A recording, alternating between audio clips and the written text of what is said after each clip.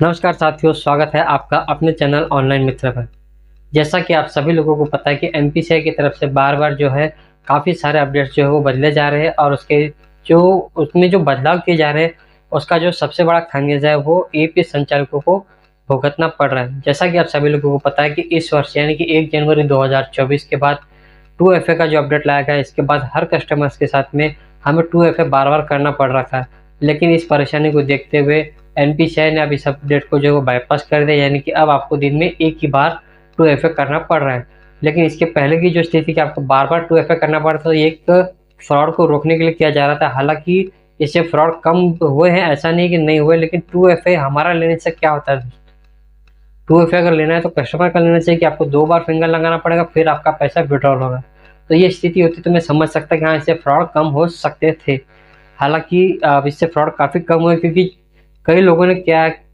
जो ये मतलब साइबर फ्रॉड जो अपराधी हुआ करते थे, ये आपकी दुकानों पर आते थे कि हम आपको अपनी कंपनी का एईपीएस आईडी देंगे, फ्री में देंगे। इसके अलावा आपको एक इसमें नई मतलब कमीशन अच्छा मिलेगा। इसके अलावा आपको मनी ट्रांसफ़र जो है वो फ्री में होगा या फिर काफ़ी कम चार्जेस में होगा। ऐसे अलग-अलग प्रलोभन देकर आपके नाम से एक आपको फेक आईडी देते थे और आप ही के डॉक्यूमेंट्स पर एक दूसरी आईडी जो है वो चढ़ा लेते थे, जिस वजह से ये लोग आपके नाम पर जो है किसी अन्य ग्राहकों के साथ में फ्रॉड करते थे। तो इसी फ्रॉड को देखते हुए एनपीसीआई ने 2FA लाया, यानी कि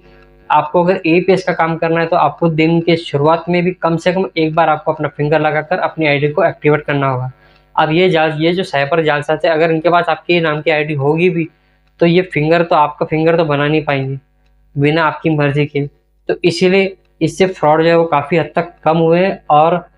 आप लोगों को पता है कि जो भी पिन कोड जो कि ब्लैक लिस्ट कर दिए गए थे, उनमें से भी अब काफ़ी पिन कोड को जो वापस से ओपन कर दिया गया है। अब आज के इस वीडियो में हम जानने वाले स्टेट बैंक ऑफ इंडिया का जो सीएसपी यानी कि ग्राहक सेवा केंद्र चालक है, उसमें एक नया अपडेट आज देखने को मिला है। और वो अपडेट ये है दोस्तों कि अब जो स्टेट बैंक ऑफ इंडिया के ग्राहकों के अलावा जो अन्य ग्राहक है, जिसे हम एईपीएस ऑफर सर्विस कहते हैं, यानी कि आप बैंक के अलावा जो अदर बैंक्स होते हैं जैसे central bank, union bank, bank of Baroda या इसके अलावा जो भी बैंक होंगे, उन सभी बैंकों का आप जब पैसा पहले की प्रोसेस की तरह ही निकाल रहे थे, लेकिन अब इसमें एक नया अपडेट निकल कर आया है कि अब ग्राहकों का जो आधार कार्ड से मोबाइल नंबर लिंक होगा, उस पर आपको ओटीपी आएगा। जी हाँ दोस्तों, ये नया अपडेट है और इस वजह से जो है एसबीआई के ग्राहक सेवा केंद्र चालकों को काफ़ी ज़्यादा जो है समस्याओं का सामना करना पड़ रहा है। हालाँकि हो सकता है कि ये जो अ,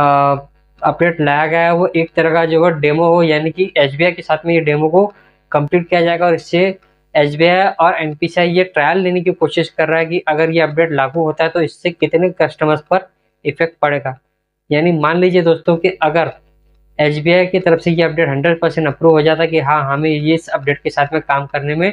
कोई दिक्कत नहीं है, तो हो सकता है कि फ्यूचर में सभी प्राइवेट पोर्टल पर, चाहे वो बैंक के पर्सनल बीसी पॉइंट्स हो या फिर प्राइवेट बैंक संचालन पॉइंट हो, उन सभी पर ये अपडेट अगर लागू होता है तो उन लोगों के लिए काफ़ी परेशानी का सामना करना पड़ सकता है। क्योंकि हमारे पास जो ग्राहक आते हैं वो लोग इन्हीं दिक्कतों की वजह से जो बैंकों में नहीं जाते। खासकर वो लोग जो मतलब पढ़े लिखे नहीं होते या फिर जिन लोगों को बैंकों तक जाने में काफ़ी समस्याओं का सामना करना पड़ता है।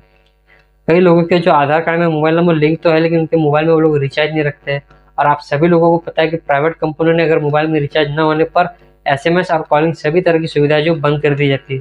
तो इसका मतलब ये उनके ऊपर एक तरह का और आर्थिक बोझ पड़ने वाला है। और इतनी सारी परेशानियां अगर उन्हें हमारे पास झेलने को मिलेगी तो उसके बाद वो हमारे पास क्यों आएगा? वो सीधा-सीधा बैंकों के पास ही जाएगा और वहाँ आपको विड्रॉल स्लिप भर के अपना पैसा विड्रॉल कर लेगा। तो ये जो अपडेट निकल कर आया कि आपको हर कस्टमर के साथ में उसका रजिस्टर्ड मोबाइल नंबर पर एक ओटीपी जाएगा और वो ओटीपी डालने के बाद ही आपका पैसा जो है विड्रॉल किया जाएगा। तो आप लोगों को ये अपडेट कैसा लगा, इसके बारे में आप हमें कमेंट बॉक्स में बता सकते हैं।